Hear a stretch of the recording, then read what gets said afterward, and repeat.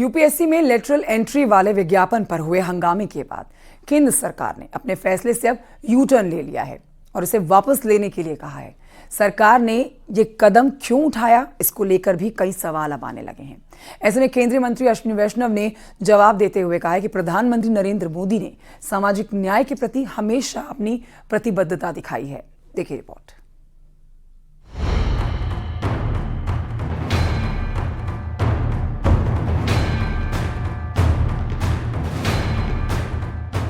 UPSC में सीधी भर्ती पर रोक क्या लगी, सियासी विवाद खड़ा हो गया। विपक्ष अपनी पीठ थपथपाने लगा और सरकार को निशाने पर ले लिया।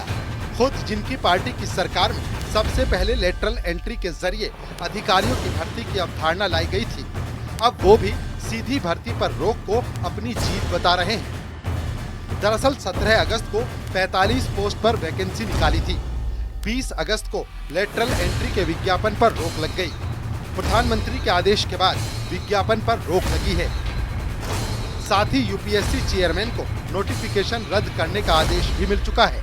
यूपीएससी में लेटरल एंट्री एक बहुत ही ट्रांसपेरेंट मेथड जो लिया था, उसमें रिजर्वेशन के प्रिंसिपल्स लगे, ऐसा निर्णय लिया है। आपने देखा प्रधानमंत्री श्री नरेंद्र मोदी जी ने हमेशा सामाजिक न्याय के प्रति अपनी प्रतिबद्धता दिखाई है। ओबीसी कमीशन जो कि एक बहुत ही साधारण सी बॉडी थी, उसको एक संवैधानिक दर्जा दिया। यानी यूपीएससी में सीधी भर्ती पर विवाद बढ़ने से पहले ही रोक लग चुकी है। हालांकि राहुल गांधी, अखिलेश यादव, मायावती और विपक्ष के तमाम नेताओं ने सीधी भर्ती के खिलाफ आपत्ति जाहिर की थी और संविधान के साथ आरक्षण का मुद्दा उठाया था। वहीं सरकार के इस फैसले के बाद अखिलेश यादव ने इसे पीडीए से जोड़ दिया। अखिलेश यादव ने कहा, यूपीएससी में लेटरल एंट्री के पिछले दरवाजे से आरक्षण को नकारते हुए नियुक्तियों की साजिश आखिरकार पीडीए की एकता के आगे झुक गई है। ये पीडीए में आए जागरण की बहुत बड़ी जीत है। तो केंद्र सरकार के इस फैसले पर कांग्रेस ने भी निशाना साधा। कांग्रेस ने कहा, अब मनमाने निर्णय नहीं ले सकते, उनके अपने अलायंस की सहमति लेनी ही होगी। ये बात सही है कि लेटरल एंट्री कांग्रेस के जमाने से शुरू हुई और वो अव्यवस्थित एक व्यवस्था थी, जिसको मर्जी आए उसको बना देते थे, जिसमें बहुत से ऐसे उदाहरण हैं, डॉक्टर मनमोहन सिंह जी से लेकर के ऐसे बहुत से उदाहरण दिए जा सकते हैं।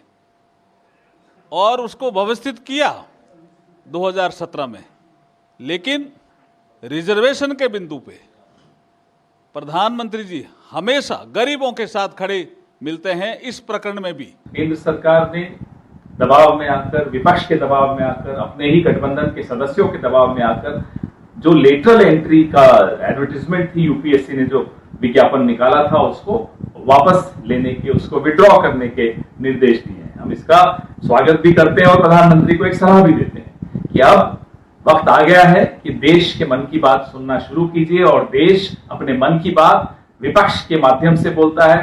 दरअसल राहुल गांधी ने एक दिन पहले ही सोशल मीडिया साइट एक्स पर लिखा था, लेटरल एंट्री दलित, ओबीसी और आदिवासियों पर हमला है, बीजेपी के राम राज्य का विकृत संस्करण, संविधान को नष्ट करना और बहुजनों से आरक्षण छीनना है।